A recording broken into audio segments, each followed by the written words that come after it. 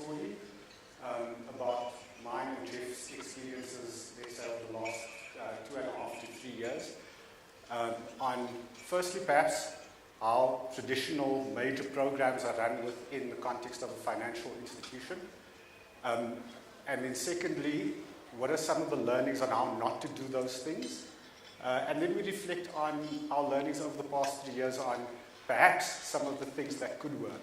I think we don't profess to have solved all problems when it comes to these sort of things, but we have learned a couple of things that we are going to share with you over the next 45 minutes or so. It's sort of a fairly loose presentation. We talk to each other a lot. We invite you guys to engage, so don't wait until the end to ask questions. Please engage with us as we go along.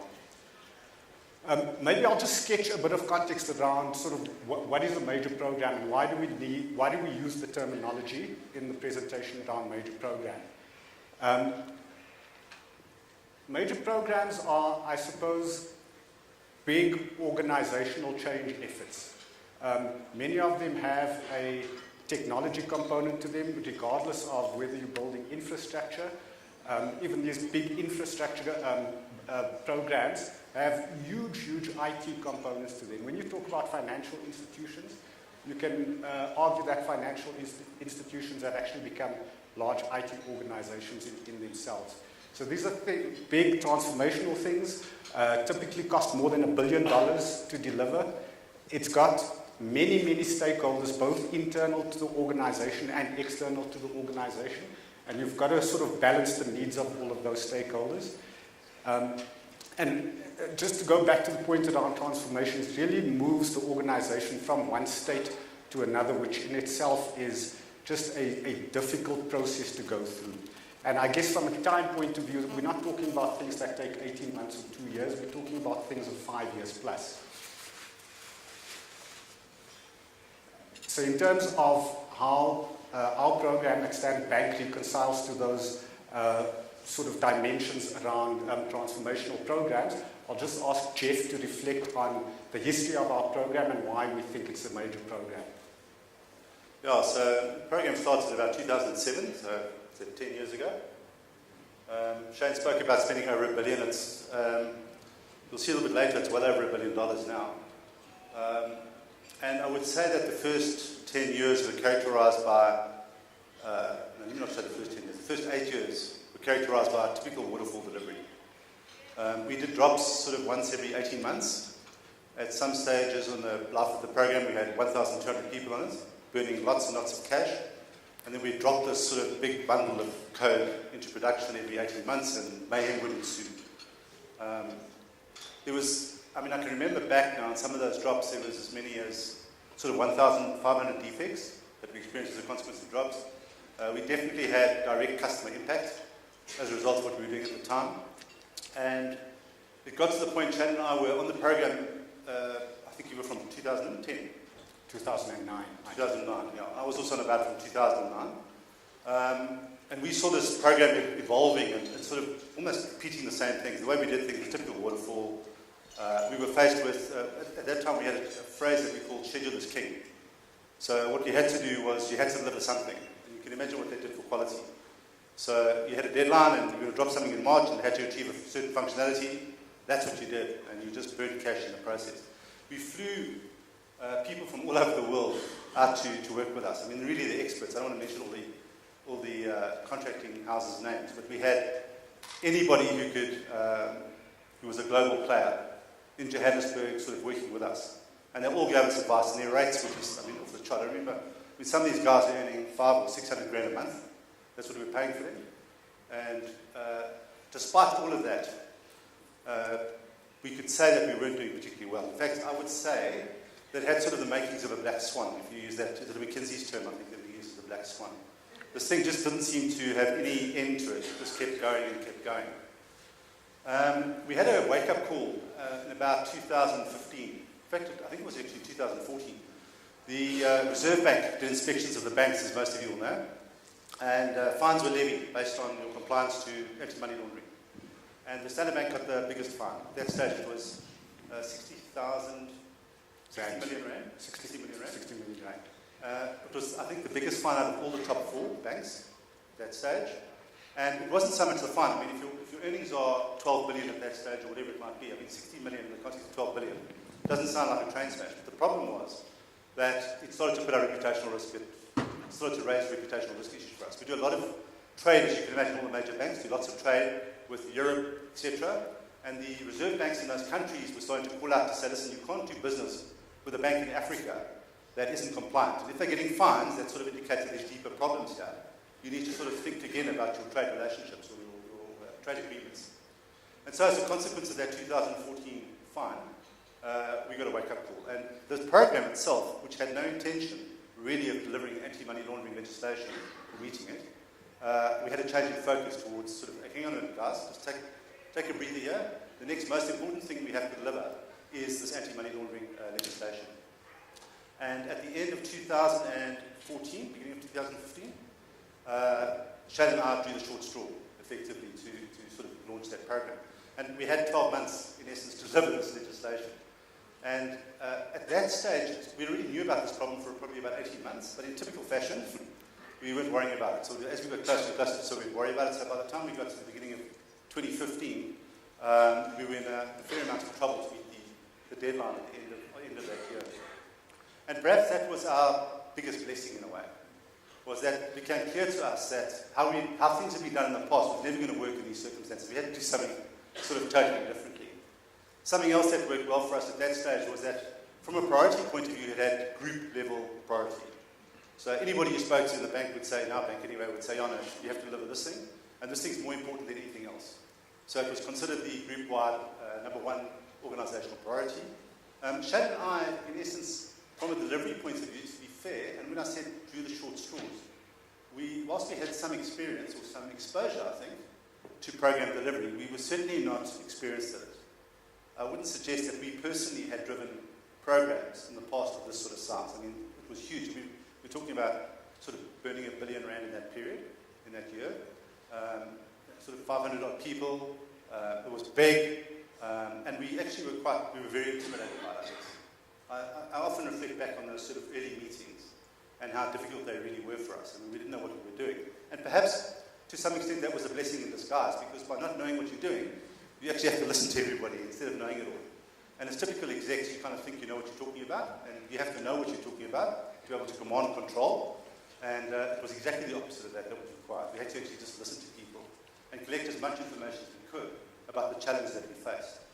And that sort of characterized the beginning of 2015. Something else that tagged on to the beginning of 2015 was we started to think about this thing called, we had to do things differently. We got some coaches, we had some guys, and we were, touch wood, really, really fortunate in that we got 3 exceptional coaches in 2015, really, really good people who I think questioned everything we did with good reason. We insisted at that stage, because we had such high-level exposure, we insisted on some order of priorities. As I said earlier, we insisted that we get all the people that were going to work with us to be co-located. A very simple thing, we all have to sit together. And we also said that the people that are sitting with us have to be 100% dedicated to this project and not others. So in typical fashion, you know what happens, developers work 10% here, 5% there, 15% to work in progress goes to the roof. We insisted that everybody, largely, sort of 85% or so, be dedicated solely towards the anti-money laundering program. What we were also introduced, you could say they're Agile principles, but we didn't really know much about Agile. We spoke a lot and created a lot of visibility of what we were doing. So we moved totally away. It was the first year was when we said we weren't going to do FSSs. We said there's going to be no FSSs. We're going to put everything up on the walls, and we're going to make sure the techies, the BAs and the business all understand this thing as a collective, as one picture. And I'll always remember that it was about March of that year or so. We started talking to people about, so what are we delivering and how are we going to deliver this thing? And people had all different views about what they were going to actually deliver. The business owners had one view, the techies had a different view, the BAs had a different view, and in fact the legislation said something else. Nobody had really looked at what the fine was about at that stage. We were just going to build some stuff. And so we put the people in a room, and for 2 weeks solid, all we did was sort of sketch out what the business guys wanted, what the compliance requirements was, what the business guys wanted, and how the techies were going to respond to that as a collective. So we did it together. And it was 2 weeks of gnashing of teeth, as you can imagine. Everybody has a different point of view about how things can get done. But it was probably the best invested 2 weeks we ever had. And we then had visibility of a solution that everybody agreed with for the first time. But that was just the start of the problem. Clearly, we had to build all this code, and we had, in essence, about 9 or 10 months to do it. Shane? Yeah, maybe just to go back and reflect on what Jeff spoke about when we were running these big programs. I mean, after developing code and doing analysis and all of those wonderful things for 18 months to 2 years, and you have 1 weekend to implement things, it's almost like a near-death experience, right? And working for a financial institution, you just hope to hell on Monday morning you're going to bring your system back up. It was really just a horrible experience. And later on, we reflect on how we were able to turn that around to more frequent deployments. The irony of all of this, I think, is at this point, there was nothing that we lacked. We had expertise, we had buckets of money more money than we could use productively. There was nothing that we asked the organization for that they didn't give us. Despite all of that, we were, for all intents and purposes, still failing as a big program. So the thing about operating within your constraints, I think, starts to raise some very philosophical questions there. Just to reflect, at the end of that year, the 2015 year, we were, as you can imagine, right up against it. So you're kind of delivering at the last minute. And in about November that year, we felt we were ready to go live. And the decision was made at a group level that it was too high risk given the proximity to the festive season. So at that stage, the call out was to say, look, you can't go put a big piece of code like this in because you could really rattle payments. And everybody's trying to spend money over Christmas, unstable system, so let's back off. So we went to the SOB and asked them for their support in terms of not meeting their requirements in that year, but holding it over until early in the new year. So in essence, we landed the code in February of the next year. Some people would argue to say that we weren't ready in the first place. I'm not sure that's entirely true. I remember at the time we were quite gung-ho about it. The 2 months that we got extra, because Christmas was a waste and everybody just ducked anyway, so we got an extra month in January effectively. All we did was do a hell of a lot more testing, I think. And we did find out some stuff. If we'd probably gone in November, we probably would have been exposed, I think. So perhaps it was a blessing in disguise about the proximity to year end. And having got to sort of that period in February, for the first time there was sort of a realization that we could do things differently. There was kind of the sense that you guys really did do, we know FSSs, people worked in teams, there was a lot more collaboration, the spirit was really, really powerful. We spent a lot of time with people working together as a team, business, IT, whoever, as one team, one outcome. And the organisation sort of said, okay, cool, there's something in this thing. And the beginning of 2016, they asked us to take a further piece of work and do a similar thing, which is, in essence, the end of this massive program that you hear about. So we're signaling now the end of this program. And what we were given is that the next slide that we talk about where we have to do this by. Not really. No. So we have to finish it by, we have to close the current program by the end of this year. That's what the objective was. And they asked us to do as much, to sort of say to commit that we would carry on running a program on the basis that we finished the long-term strategic objectives that we set out to achieve in 2007. Our approach to it, there's copyright on this, and there's actually somebody in the audience whose writing is on this. I won't embarrass them. But they drew up a whole lot of stuff here, and some of the writing is Shane and some of it myself. But this is literally sort of, I would guess, about February 2016 that we drew this thing up for the first time. And it stays on the program. We refer to it, I kid you not, like weekly. We go back to the board and look at stuff and sort of discuss stuff and say, but what about this and what about that? So it's not a really pretty picture, I know. But that's what we're going to talk about for the next sort of half an hour or so. Okay, Shane? Yeah, and this is essentially our Bible.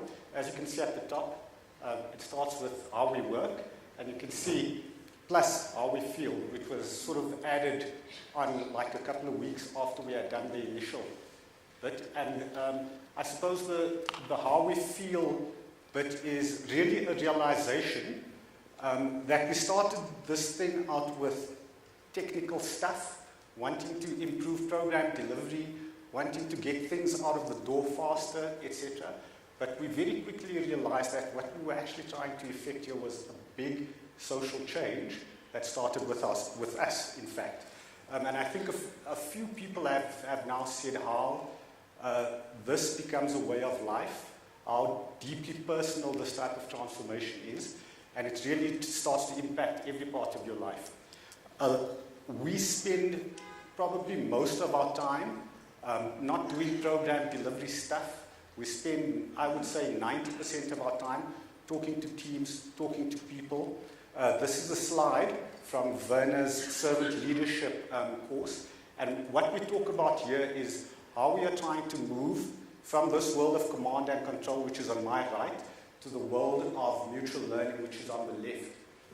And we go into a fair degree of detail around each of these concepts. So what I'd like to call out is on the left-hand side at the bottom, this thing of compassion. And I think Kent referred to it as kindness yesterday. And it's compassion for ourselves, compassion for the people we're working with. Because if you're going to be truly honest and truly transparent with each other, you've got to approach it from a compassionate place, right? And those are the sort of conversations we are hoping will drive out the culture that we seek. As it relates to that, just like a bit of a personal reflection. I mean, I've been in the bank for a long time, and certainly I come out of an operational environment. I'm not a techie or an IT guy, who sort of run operational areas, distribution networks, etc. Operations. And command and control works really well. It has, for me, for more than 30 years, it worked exceptionally well. And my personal learning over the last few years has just been unbelievable. I mean, it's almost like a reawakening of a human spirit. And I'm not saying I cock it up all the time. I make mistakes all the time. I revert to command and control on a regular basis. That's the old way I used to operate, and it's very difficult to break that habit. But this recognition of putting humanity back into business, for me, has just been incredibly enlightening. And as I say, I make lots of mistakes, but my personal commitment is that I just can't stop on this journey now. Once you start on this, I felt the need just to continue. I mean, my life at home has changed as a consequence of not a Werner's course, but just of this recognition that for 30-odd years we've been managing, or I've been managing or leading, on something that's just fundamentally flawed. It just doesn't make any sense at all. And this new model, or this realization, has been incredibly enlightening for me. You know, it's just enabled me to grow. You would say, well, you old dogs don't do any tricks, but certainly I feel as though my personal development has really been fantastic during this period. Now, Jeff, I think it's fair to say we also invite, in the conversations we have with our teams, to call us out on our behavior. So if they see us sort of reverting and moving over to this world of command and control, teams are fully within their mandate to say, listen, you guys are saying one thing, but you're behaving incongruently to what you're saying. And the surprising thing for me is that people are actually doing that. They're coming to us as executives and saying, you guys are not living by what you have said you would, which is very, very encouraging, I think. Very frightening.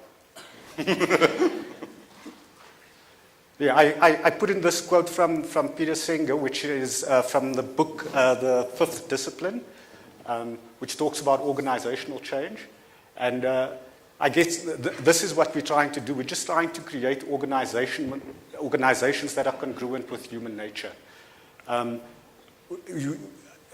Jeff has just expressed how his realization of the 30 years in operations or in the bank seems incongruent with how people should operate, right?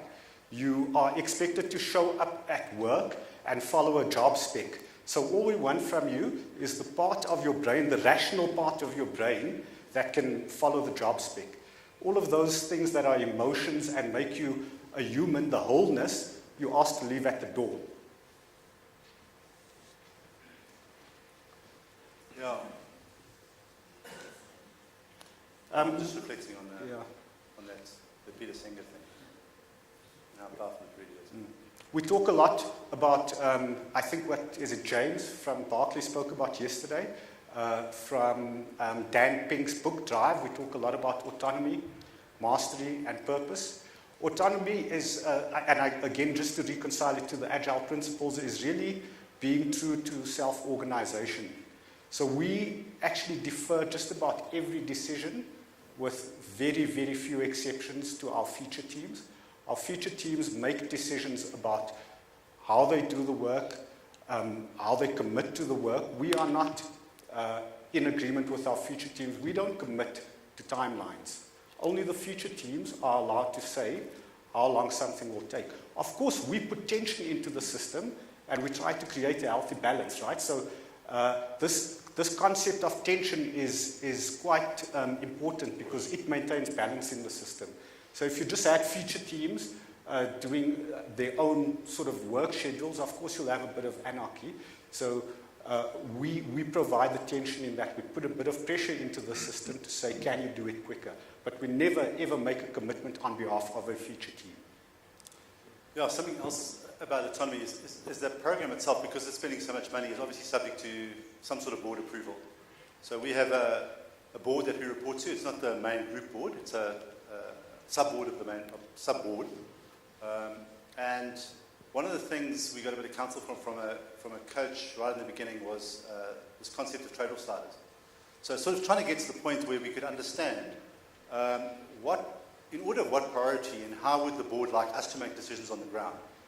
So it took us about 2 months to get them to agree to it, or to come up with the right sort of picture. And in principle, all we had was a picture that showed a number of trade-off sliders to saying what was more important than the next thing. So is customer experience more important than money? Yes or no? You know, so if we're faced with a decision about money, customer experience, how do we cut the baby in half? You know, what would you like us to do? Now, of course, nothing is as black and white as that. You know, everything needs to be some sort of reflection, and nothing's as simple as that. But in essence, we forced them into 10 trade-off sliders. And we took those trade-off sliders and put them into the teams. There's about 20-odd feature teams, there and thereabouts.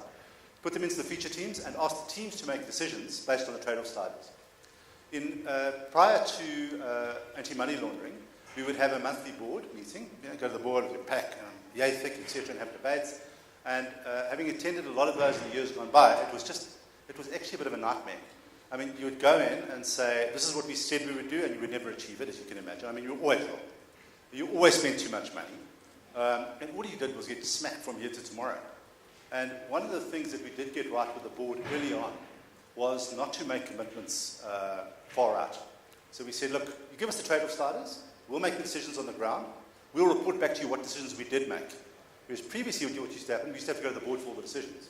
And as a consequence, we would sit there waiting for some sort of guy who actually knows nothing about what we're doing, making some sort of call that he thought was appropriate that was probably wrong the next day anyway.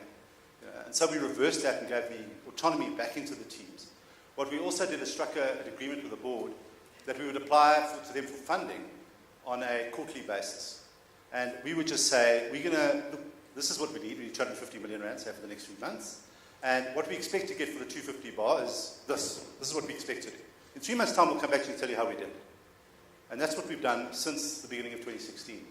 And all the tension's gone from the board. It's been amazing. I mean, our stakeholders are incredibly supportive.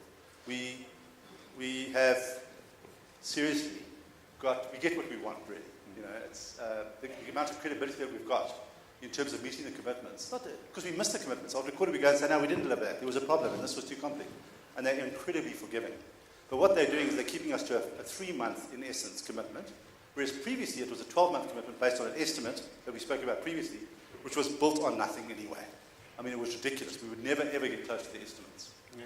And I mean, we had a massive PMO, and I mean, we had beautiful Gantt charts. They were really, really works of art.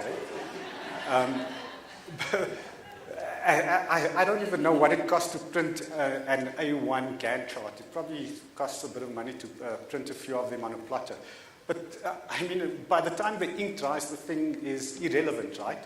So I guess the other sort of thing that we often debate is the importance of recognizing this illusion of control.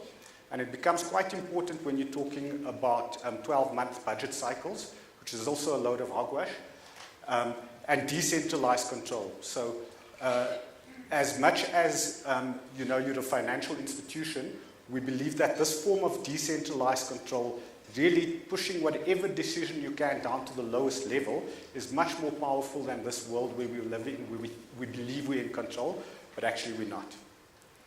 Shane, just to mention, we've got about 12 minutes left for 5 minutes of questions. So maybe we're going to have to speed up a little bit. Yeah. Okay. The other thing we talk about mastery. You know, we believe that we have an organization where people can come and become masters of their craft. there's very few technologies that we don't dabble with, although we call it an SAP implementation. It's really got a plethora of technologies, and we certainly hope that people are faced with, worthy technical challenges, problems that are worthy of being solved, both from a technical and an organizational point of view. We have a bunch of guilds. Some of them are more effective than others.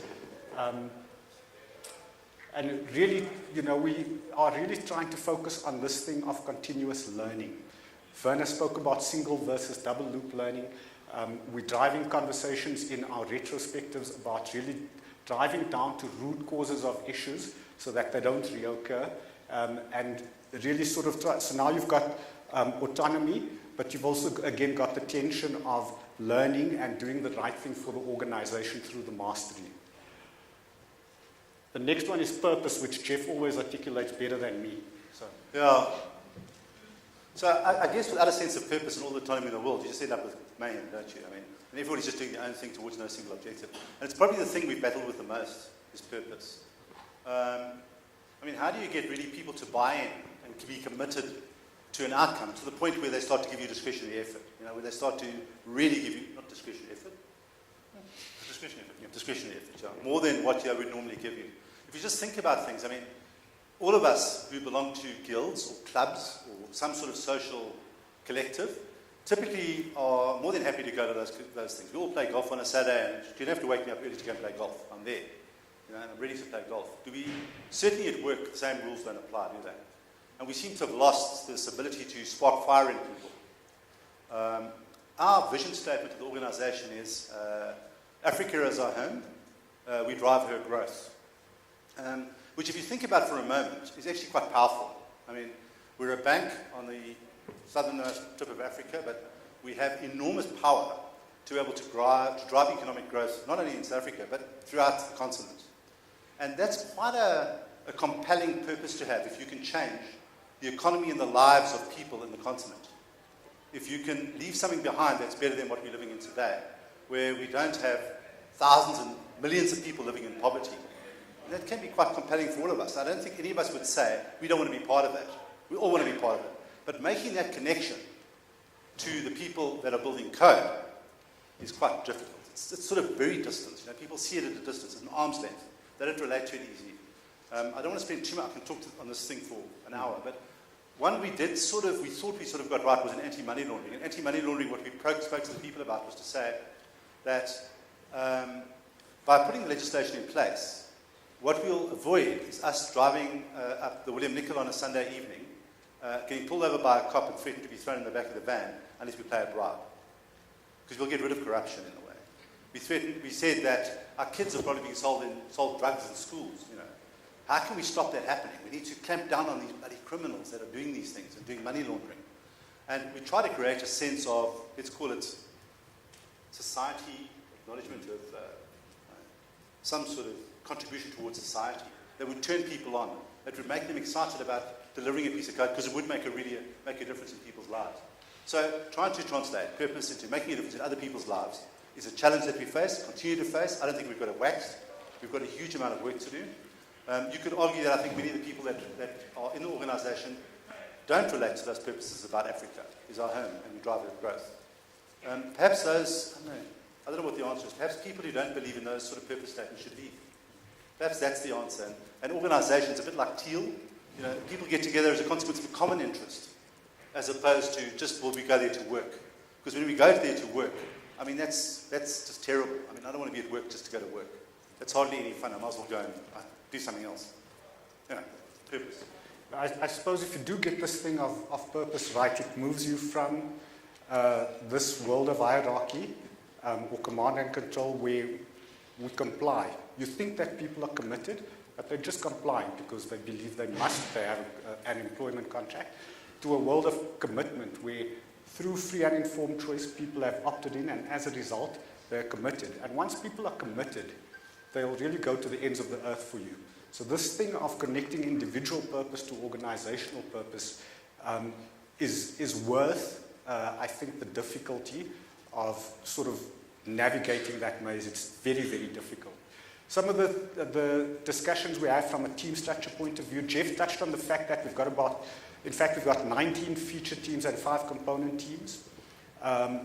We've learned some hard lessons with our feature teams.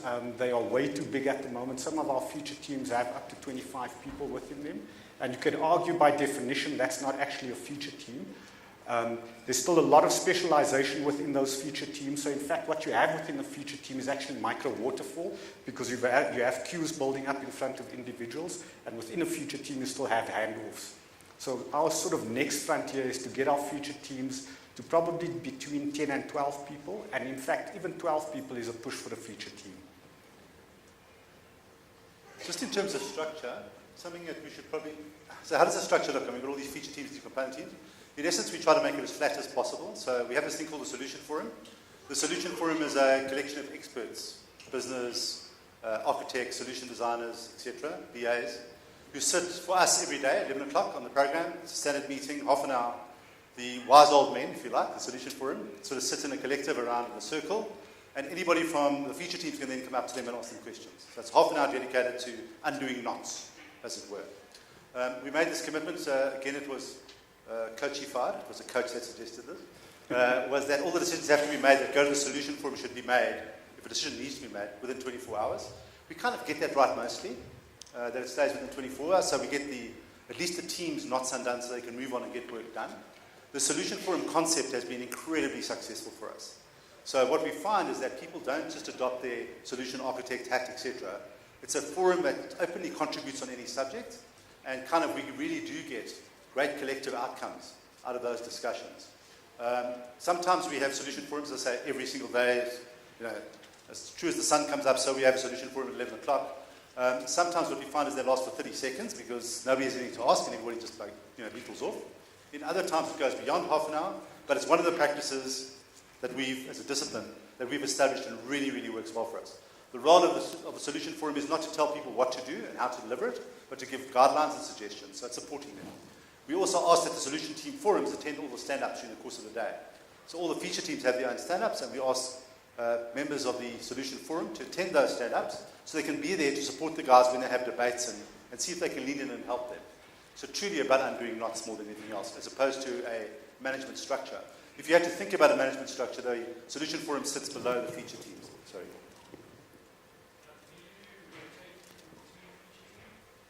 We have to some extent.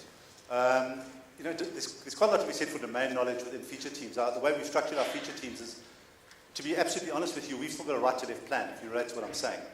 If we don't deliver at the end of this year, we're in a fair amount of poo. So we have a right to left plan, and as a consequence we have inefficient structures, 25 people in the feature team, because we care about money, and we worry about money, but if it means that we're not going to deliver, we'd rather spend the money. You know what I'm saying? So we try and keep the feature teams as much as we can intact, because the domain knowledge sits within the feature team. What we have found is that the feature teams naturally share people. I nearly said resource, and there was somebody who was going to shout at me. Naturally share people all the time. So when people get into trouble, they will lean left and right and sort of help their friend on in terms of providing people into that team to help them solve the problem. That's largely underpinned by, let's call it the reward and recognition structure we have. So we have been very anti-recognizing individual feature teams. We believe we are one. We are working towards one outcome. And as a consequence, people within their feature teams have different levels of complexity, different levels of skills, different problems to solve. You can't rag people up against each other.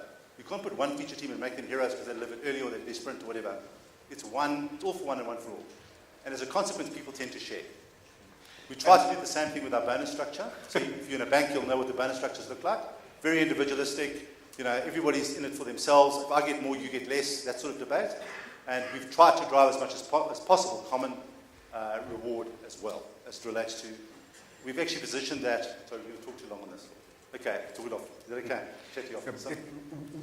Where we're not sharing people between feature teams, in our morning stand-up, our scums, feature teams, when they do have some additional capacity, they do put up their hands, and to Jeff's point, say lean left, lean right, we can help with this, etc. So there's very much in it together sort of thing. Another question over here? People in the solution forum, do they, people in the solution? Sounds like a piece of code we dropped. The people in the solution forum, do they do other work as well as being on the solution forum? Yeah, they sit within their specialist roles, so they have got a specialization like solution architecture. Their job is about what we're doing, our delivery. That's all it is, but within their area of specialization. They don't have another job really. There's an expression I'm going to use it because it's quite illustrative. Have you heard about the story about the chicken and the pig and which is more committed than the other? And in that regard, they are clearly chickens. All they can do is support other people. They can't make commitments. They can't pretend that they're doing the work because they never do. What's worth mentioning about the Solution Forum is we also have people from audit, risk, in there on a full-time basis. So, when you get closer to deployments, you don't have these external auditors or people from operational risk coming from the outside asking all these almost irrelevant questions. With the deep involvement of these people on a daily basis, it's almost this thing of governance has actually become a non-issue for us. Absolutely non-issue, yeah. 2 minutes, right? I was just going to comment on our ceremonies. We have the typical ceremonies. We're quite anal about our ceremonies. There's not too much that we are sort of command and control about, but we do insist on the ceremonies, and there's quite a good reason for that. If you don't, you very, very quickly revert to your default behavior. And then you start having big meetings with lots of people, etc. So our iterations are 1 month long. At the beginning of the iteration, we've got an iteration planning session. At the end of the iteration, we have a showcase where you're supposed to show your working software. And then thereafter, we have the retrospectives, and then obviously we have our daily stand-ups.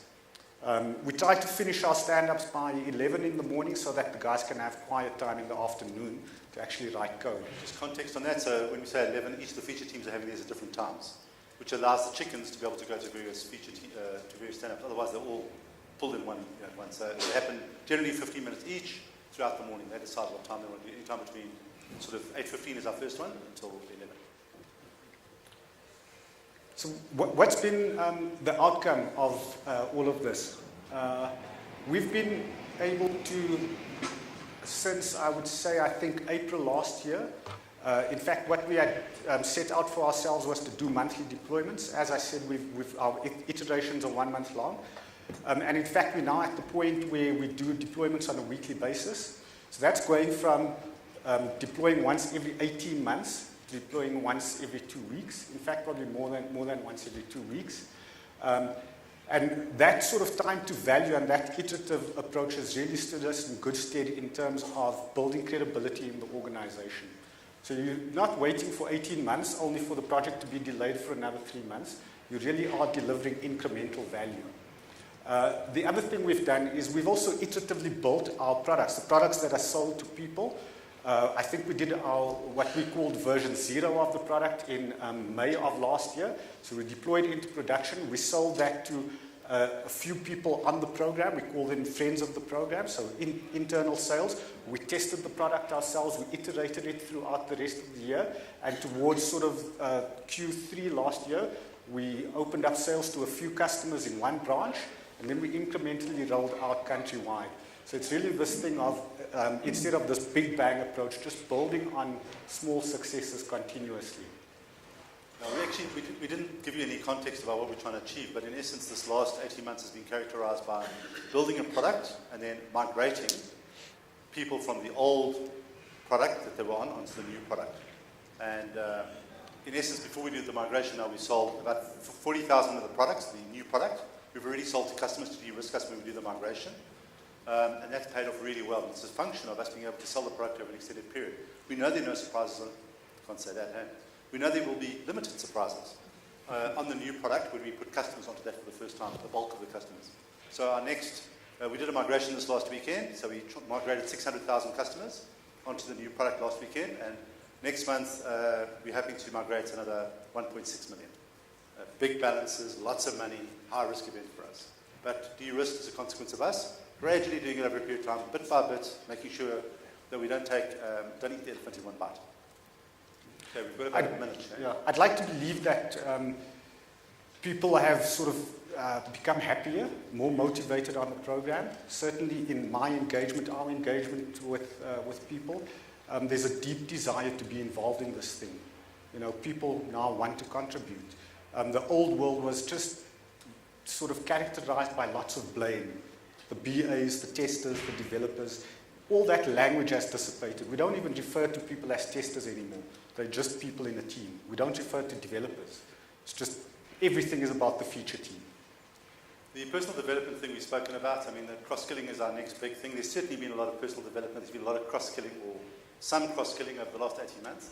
This is kind of our next big step, we feel. Not the personal development, that comes.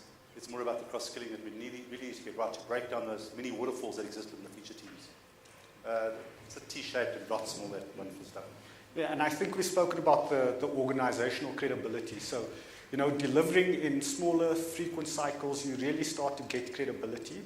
And people then start to give you more autonomy as well. So it becomes almost this virtuous cycle.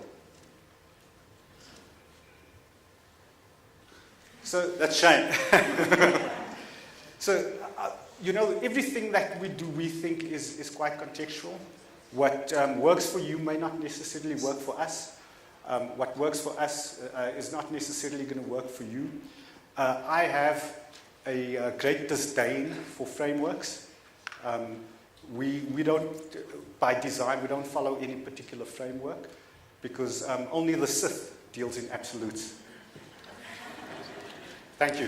Thanks, guys. So we've got, what's it, 2 minutes left? Any questions? Hello, thank you. It was super interesting. So I understand from Dan Pink the autonomy, mastery and purpose side, and also from big programs that run through lots of years. What did you do to keep your teams motivated through another change? And it's kind of starting everything from scratch all over again. So really motivating the team to buy in and to move forward. So I think if Shane and I answered, we might answer it differently. So perhaps I'll say a few things and then you can add to it, Shane. Certainly over the period, there's people that have changed on the program. You know, there's people that have come and there's people that have gone. We currently still have about 70% of the people on the program are actually not Standard Bank people, non-Standard Bank people. Some of those have been there for the full hog though, for the full 10 years, and they become, you can't tell the difference anymore. They're all part of the parcel of us. I think there's quite a lot to be said for the power of team and how it makes you feel. So I often think that I would rather let the bank down than I would let my friend down. And this concept of building trust within teams is extraordinarily powerful. You know, you're able to really hold people together. There's this commitment we have, which for some reason we just will look out for our mates no matter what. I think by having people together for an extended period builds huge levels of trust. People who are not trusted tend to leave. The people that remain are generally a core. And I think that in itself becomes self-generating in terms of motivation. I don't want to leave this team. I mean, we're closing the program in its current form in the next few months. And I imagine that there's going to be a lot of emotion associated with where we are. It'll be like losing family members, you know, after that length of time. It's been really... So there's a lot of engagement. We don't spend enough time on team building. People will say that you need to do team building.